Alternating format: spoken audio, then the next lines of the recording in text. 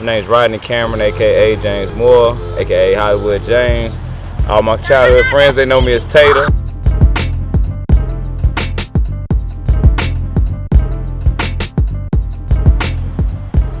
All right, we are here today with Rodney Cameron, Person County native, 1999 graduate of Person High School, youth football coach, and boxing trainer.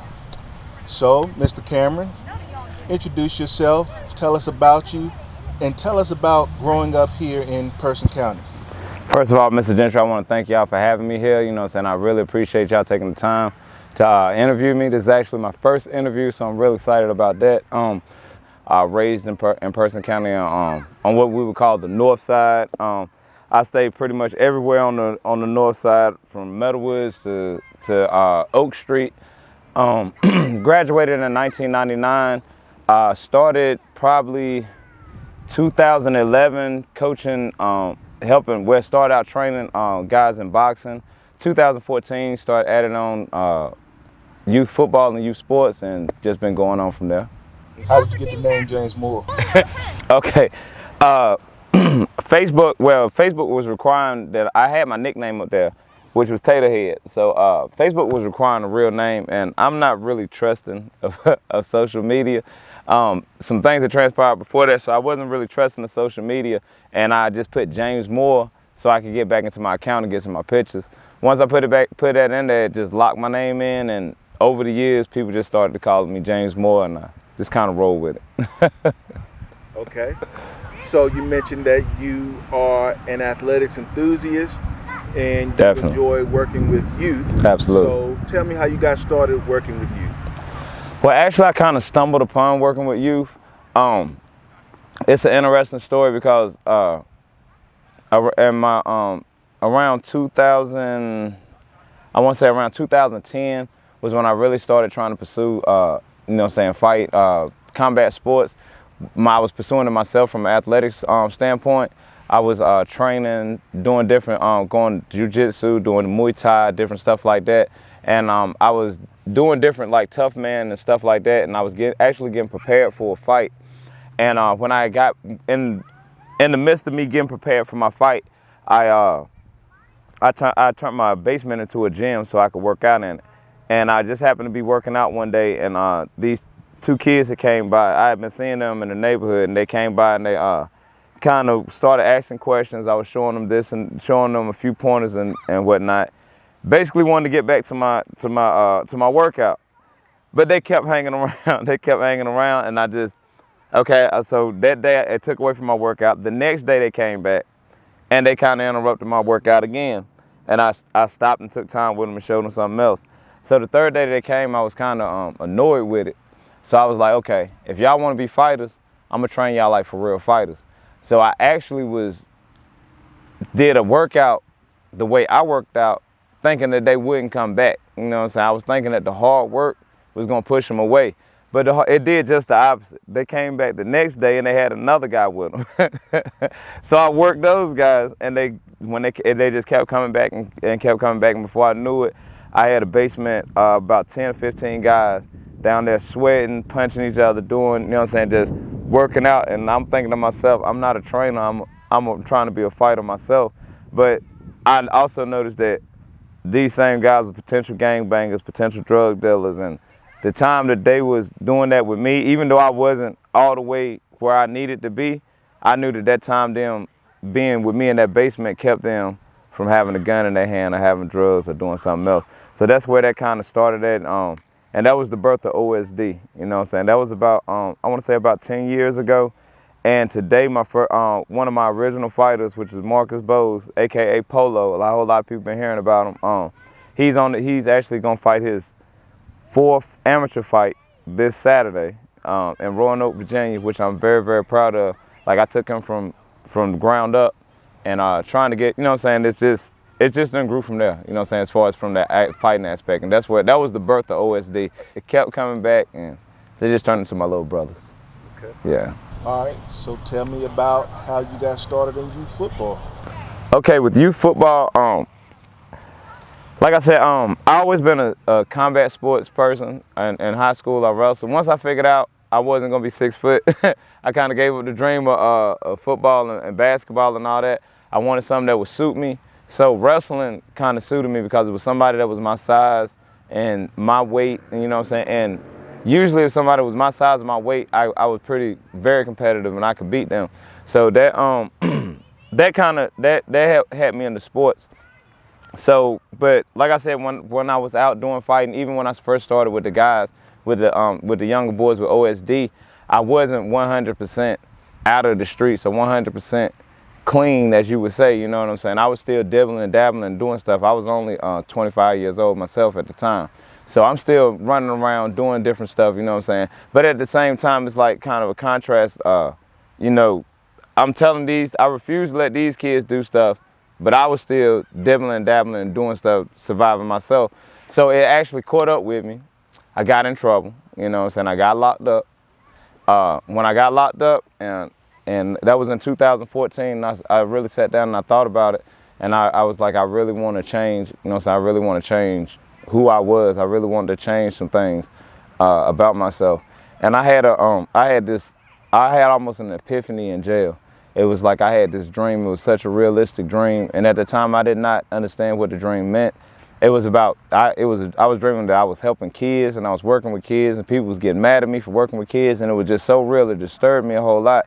And it disturbed me so bad that Sunday I went to the prayer meeting in the church, and I told the preacher about the prayer meeting, about the dream, and he told me that you got a mission to do with kids. You know what I'm saying? And I'm thinking to myself, I'm in Rush Pod Cell 5. I'm a felon. There's no way I got a future with kids. You know what I'm saying? But sure enough, when I got out, my son wanted to play football. You know what I'm saying? And I'm a single father, so anything that, you know what I'm saying, my kids I'm 100% behind them with it. So with him, I was training him and working out with him. I didn't know how to be a football coach, but I knew how to be a coach, you know what I'm saying, from training in combat sports and whatnot. And my enthusiasm and stuff like that, I would bring it to his football practices. And when I brought it to his football practice, the other parents would see it, and they was kind of feeding off of that, and they started letting me speak to their kids and stuff like that. So one day me and my mother was out there, and I just got so hyped. I was like, man, they need to let me come out there. And the other parents was like, go out there, you need to go out there. And I was like, no, I can't go out there. And then the coach looked out, and he said, yeah, come on out here. And that was the start of it right there. That's how I started. And started in 2014. When I came on that team, they hadn't scored a touchdown in 2 years, I think, just through them believing in themselves, hard work, you know what I'm saying? They had a winning record, and I was just hooked on them kids ever since. Yeah. So, you named your program Red Nation. Tell me why. Okay, Red Nation comes from, if you're from Roxborough, you know, you heard of the legendary Roxborough Reds. You know, if you 40 and under, you definitely probably played for the Roxborough Reds. It was started by a gentleman named Mr. Red Ferris, real good man. And when I came to the team was called the Roxborough Reds. It was coached by Coach Robert Lunsford. So me and my enthusiasm, I'm saying Red Nation, just like how the Carolina Panthers say Panther Nation or Tar Heel Nation or anything like that. So it was 2 years later, we found ourselves that we was coaching and Coach Lunsford had stepped away. So it was just me and my brother coaching. And we wanted to coach, we wanted to give homage to the old, but we also wanted to have our own name as well. So we called ourselves Red Nation because Roxborough Reds, with youth coming up, that was a name that was synonymous with basketball, football, baseball, you know what I'm saying? And we didn't want to lose that tradition, and being that we came from Roxborough Reds, we wanted to keep that part of it, so we called ourselves the Red Nation Red Jackets. And that's how the Red Nation Red Jackets was born. Yeah. Okay. So, recently, you've had your team in Parks and Rec, but it's come about that you are not able to coach your team. Yeah. Tell us about that. All right, actually, that's kind of it's like a sticky situation. Okay, the situation was for probably the last 2 years. I think 1 year due to COVID and 1 year for lack of participation. Parks and Recreation didn't have a football program. The year that for lack of participation, we took our kids and took them on a travel football team. I gotta, in order to get to that part, I gotta go back a little bit because Red Nation, we was the Roxborough Reds, but another part of the reason that we was Red Nation was because after the first, after the first few seasons, I was riding through my old neighborhood, which was Brookwood, and I saw, you know what I'm saying, I'm training my sons and my nephews and stuff like that, and I was basically just coming during football season and being a football coach. But coming through my old neighborhood, it was one day I saw two kids and they were smashing glass bottles and they was cursing, and they just reminded me of me when I was little. But the difference was they threw up a gang sign. And when they threw up a gang sign, it came to me, it was like, your son already have a father. Why don't you come down here and try to help them and give them something to do? So it started with us going, so aside from, you know what I'm saying, the football season, me and my brother and my cousin, we would go out into the neighborhood and start training these kids, and you know what I'm saying, in the neighborhood and stuff like that. So that really got Red Nation involved into the community, and really kind of got our name ringing or whatever. So like I said that to say this. So for the year that it wasn't enough participation, the parents still wanted me and my brother and our staff to still be with those kids because we give them something to do. We basically was with those kids we started in March, go all the way through football season, just to make sure they had something to do, keep them in shape and all that stuff. So they wanted us to do that, and they wanted us to take it. So I found a way for us to be a travel football team. So I think it was, I want to say 2018, we went on the road, we was a travel football team. 2019, 2019 to 20, I think it was for the COVID, kind of slowed things back. But this year they wanted to bring back the program to Roxborough. They called me in for a meeting, and we had spoke with each other, and because I'd already spoke to the Parks and Rec in Halifax about setting up our team and whatnot. I spoke with them and whatnot, and we had came to the agreement that I was gonna bring my kids and coaches and try to bring more kids to the program. So I championed the program. We brought the kids in, we brought the coaches back, but it just came up that because of my charge in 2014 that I'm not going to be able to coach this year. You know what I'm saying? Which was devastating to me, of course, because, you know what I'm saying, it was devastating to me and to the parents because, you know, they definitely was looking for me to be there because I have such a good connection with the kids, and they really know that I genuinely 100% care about it. And a lot of people did feel duped, you know what I'm saying? But in Parks and Rec's defense, when it first went down, they did reach out and they tried to accommodate it. They tried to make it so that I would be able to play, but because of the new criteria, they said the new criteria eliminated me from being able to coach football, something that I love to do. But and all in all, you know what I'm saying, I hate that it happened that way. But the main goal is about having the kids playing football. They playing football again. The parents are involved and as coaches, and they building their confidence and stuff like that. And I use this as a learning experience to teach my boys that, you know what I'm saying, your past can come back to haunt you, you know what I'm saying? Okay, so you've also gotten back into boxing. Yes, sir. So tell us about this wonderful thing that you started here in Roxborough.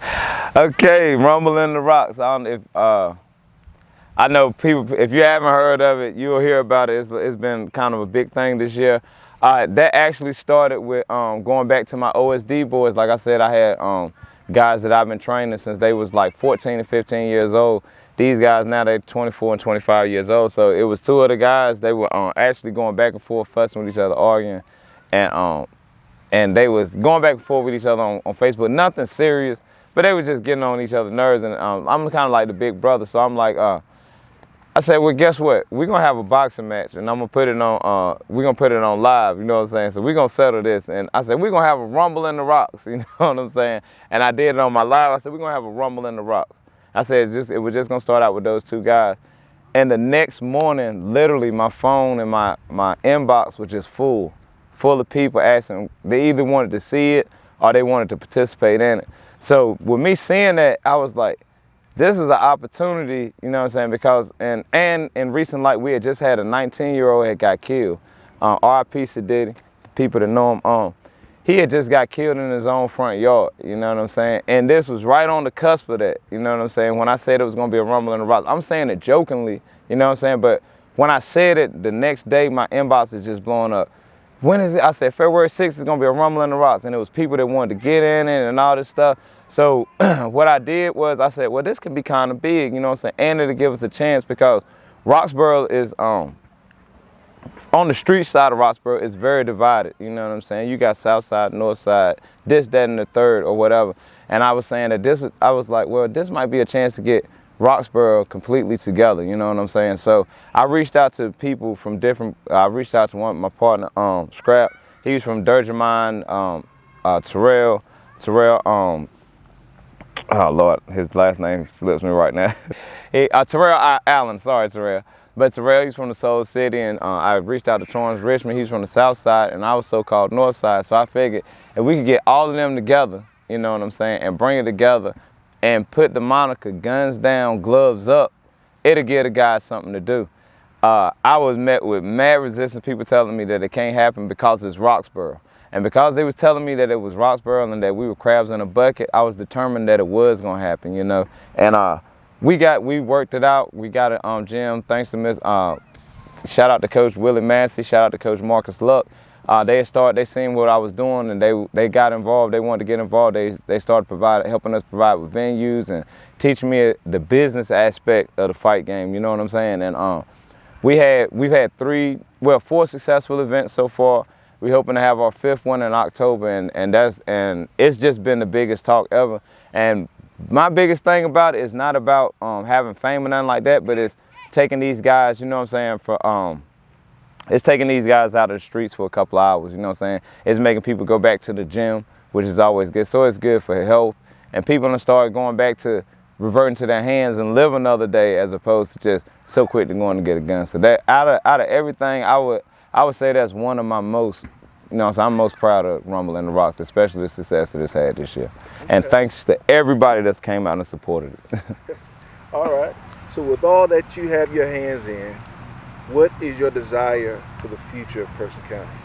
My desire for the future of Person County is to have all-inclusive youth activities. You know, I want to make it so that that the youth go to college and they want to come back and build their city, as opposed to going to college so they can leave their city to go somewhere else. I want to instill a sense of tradition, a sense of pride in our sports, and just bring back a culture of unity. You know, I grew up in Person County, and you know what I'm saying, and I know that it's a tendency to have a gray cloud of, oh, because it's Roxborough, we can't do this, or because it's Roxborough, we can't do that. And a lot of people aren't proud to be from Roxborough. My goal is to make everybody proud of Roxborough, you know what I'm saying, to say, hey, I want us to be just as proud of Roxborough like that, like when I lived in Atlanta. People are so proud to be from Atlanta, and that's where I got that from. They so proud to be from Atlanta, and I started thinking, I'm from Roxborough, you know, and I want other people to say the same thing. That's my ultimate main goal. Yeah, definitely. All right, thank you, yes, sir. Mr. Hollywood. Yes, sir. Mr. Rodney Cameron. Excited to be able to talk with you and look forward to what you're doing in the future. Thank you so much, Mr. Gentry.